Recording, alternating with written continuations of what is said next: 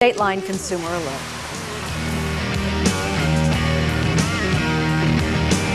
A million uses and counting.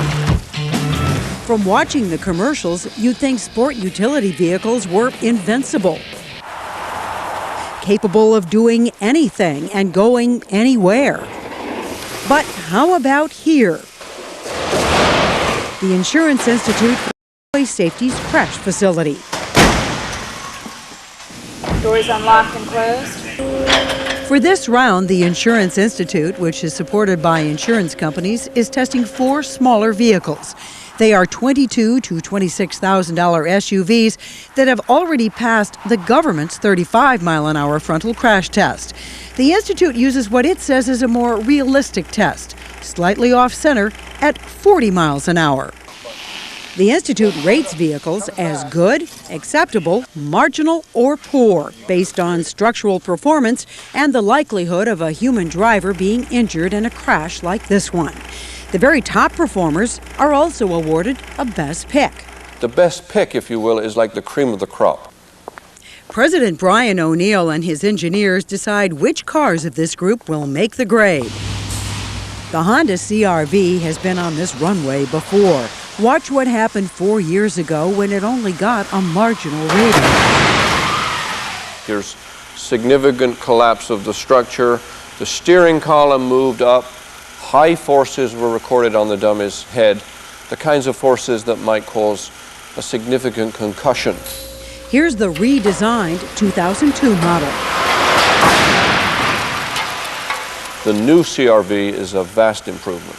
The compartment is intact, the dummy went square into the airbag, the steering column stayed in place, and the injury measures on the dummy were all good. The Honda CR-V moves up to the Institute's highest rating, good, and also gets a best pick. Here's another SUV the Institute has seen before, the Subaru Forester. It got a good rating in 1998, so why test the new 2003 model?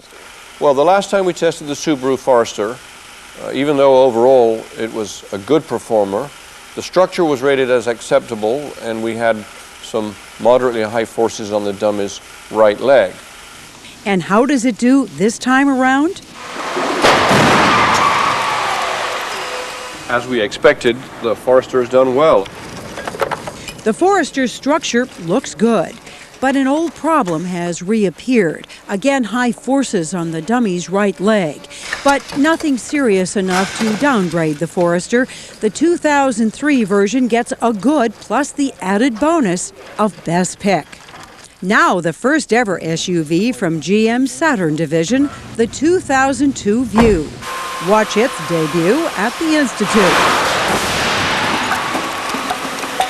The outside looks pretty good. You can see the shape is maintained. Let's make sure the dummy is okay. The one problem of some consequence in this particular crash was that during the forward movement, the dummy's head went through the airbag and contacted the steering wheel. But O'Neill says that head contact was not severe enough to cause a serious injury. So the Saturn Vue still earns a good rating. And finally, here's Land Rover's smallest SUV, the 2002 Freelander. The Freelander enters the U.S. market and the Institute for the first time. Well, the Freelander looks pretty good down here, but obviously we've got some problems up here. We've got some significant buckling of this upper structure. But it's the dummy's movements during the crash that trouble O'Neill. Clearly, that dummy is not well controlled during the crash by the seatbelts and the airbags.